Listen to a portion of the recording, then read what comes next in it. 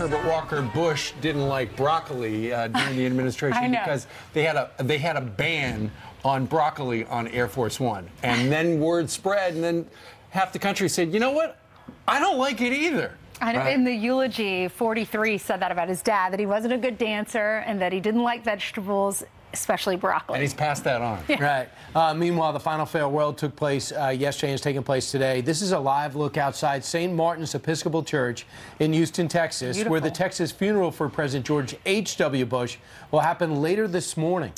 Giant crowd showed up overnight to pay their respects and file past the casket, as you can see right there, as Bush 41 was in repose. Yeah, William Lajeunesse joins us live from the Bush Presidential Library in College Station, where the president will be buried today. William, yesterday I saw some people being interviewed. One guy had come from Hawaii, went to Washington just to pay respects. It's incredible. You know, Ainsley, we've been here for 4 days. A lot of people are using this as a teaching moment, bringing their kids to the library here to understand the man and his place in history. You know, when George Bush left Yale with a degree in economics, everyone thought he'd go to Wall Street. Instead, in his words, he wanted to make his way in life in the oil fields of West Texas, which is why we're here. He made his life in Houston in 1958, and then after the White House, 11,000 people so far attended that public viewing that you were referring to. After those services at 10 a.m. At St. Martin's Episcopal in Houston, there'll be a funeral train. It will make its way here, arriving here about 3:25, leaving around 1 o'clock there. Now, one of the reasons that Texas A&M is home to the George Bush Library is because it was founded as a military college. There are still 2,400 cadets here, and they follow tradition, duty, honor, integrity, service. We spoke to two who said they are honored to be part of the ceremony. A lot of things that you can emulate from President George Bush. We hope to really carry on the traditions of showing the utmost respect to every tradition and everything that we stand for.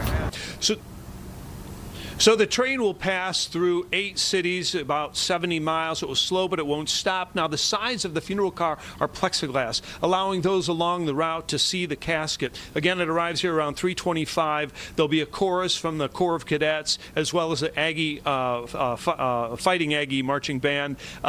Funeral trains were pretty common back in the 1900s. You think Lincoln, Garfield, Grant. The last one, Eisenhower, 69. But Bush said, I went to war on a train, I came home on a train, I want my last trip to College Station on a train. The family will step off the passenger cars first, followed by the casket, short motorcade here to the library. Then there'll be a private service. So the cameras, all the pool cameras will be where I'm at right here. Then the family will disappear behind a tree line for a private ceremony where the president will be buried alongside Barbara and their daughter Robin, who died at age 3 of leukemia. Back to you. Wow. Thank you very much, William. And of course, all the public events will be live right here on the Fox News Channel. Jim McGrath, who is longtime aide to President Bush 41 for 25 years, he tweeted out that 11,657 people took the time out of their lives to pay respect to the 41st president in Washington. So how great is that? That is great. Plus many more overnight down in Houston. As you watched the coverage yesterday, starting in our nation's capital, in the actual rotunda, and then the casket being brought down the stairs, and then being transported up Pennsylvania and Massachusetts Avenue to the National Cathedral. And there at the National Cathedral, it was a who's who. It was great to see both sides. In a bitterly divided Washington, D.C., both sides of the political aisle were there to salute, particularly the front row, the life and times of George Herbert Walker Bush, who was remembered for his long-time commitment to public service, his leadership, devotion to friends, his family, and he was a bit of a joker from time to time, we heard yesterday. Yeah, we did. Look at that picture right there. You have the Trumps, then you have the Obamas, the Clintons, and the Nixons, those 4 surviving presidents, as well as, of course, 43 who choked back some tears as he was remembering his father. Watch this. We're going to miss you. Your decency, sincerity, and kind soul will stay with us forever. So through our tears, let us know the blessings of knowing and loving you, a great and noble man, the best father a son or daughter could have. And in our grief, let us smile knowing that Dad is hugging Robin and holding Mom's hand again.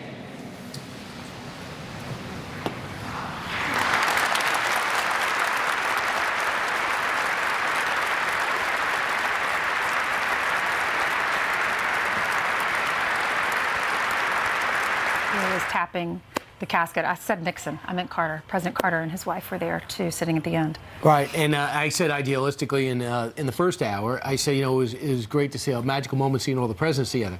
I guess for me, maybe not for them.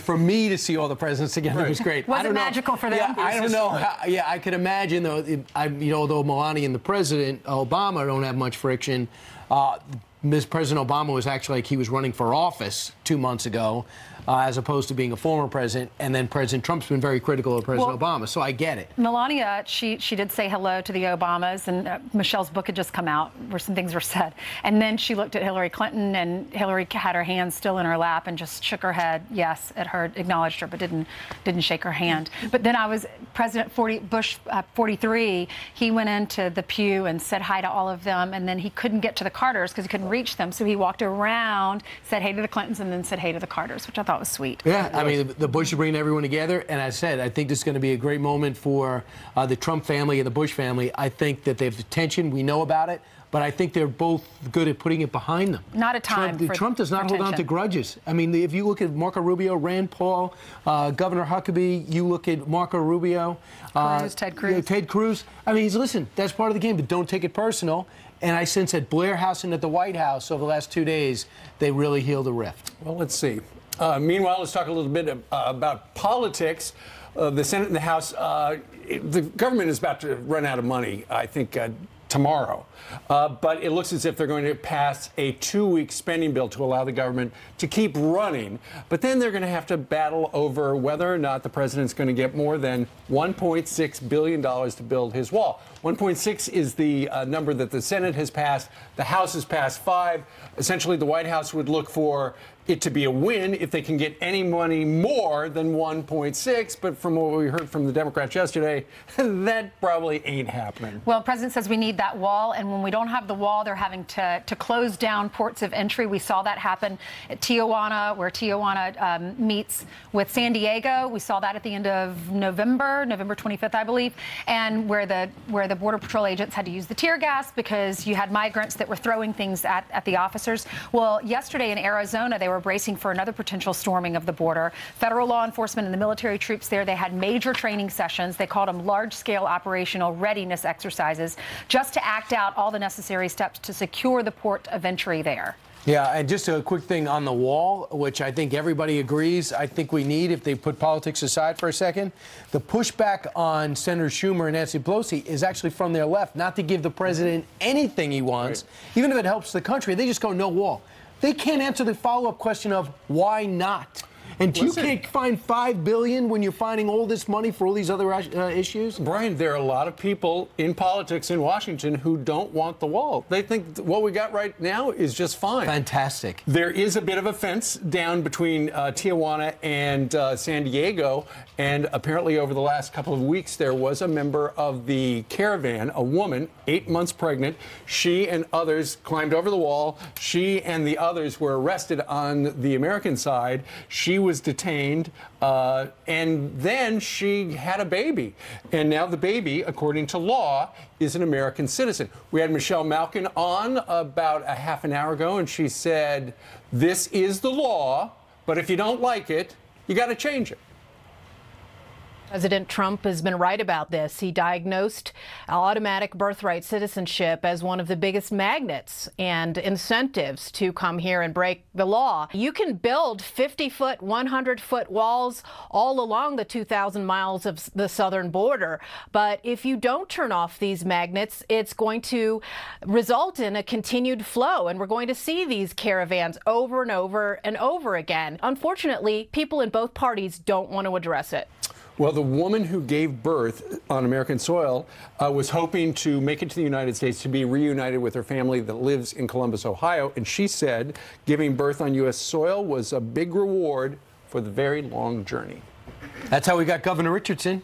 His mom took a train into America from Mexico, and we have a governor of New Mexico. All There right. you go. Well, Because that that's the baby is law. an American citizen. That is the law. The mother was 19 years old, 8 months pregnant, started complaining of abdominal pain. They took her to the hospital, and then the baby was born. And talk about babies, Carly Shimkus from the country of New Jersey. Oh my gosh, thank you. Yes. I love that. Yes. And you called me a baby. That's because I'm getting up there in age, in my opinion, and you think I'm still young. Yes, you do. All right, we straight to a Fox News alert right here. A desperate search underway right now for 5 Marines after warplanes collided off the coast of Japan. 2 crew members have been rescued so far. One of them is in fair condition. The second Marine is being evaluated at a hospital. The fighter jet and refueling plane crashed during a routine training exercise like this one you see here. We'll bring you more information as it comes in. A hero detective dragged by a teenage gang member will never recover. Those haunting words coming from a prosecutor during the attempted murder trial of the teen who dragged NYPD detective Dolce Vave 2 blocks in a stolen car last year. Justin Morell's lawyer claims it wasn't intentional. Prosecutors say Detective Vave's speech is limited and he has trouble recognizing his wife and 4-year-old daughter. How tragic. The Trump administration is expected to roll back Obama-era regulations on the coal industry. The EPA will reportedly announce plans today to raise the limit for carbon emissions.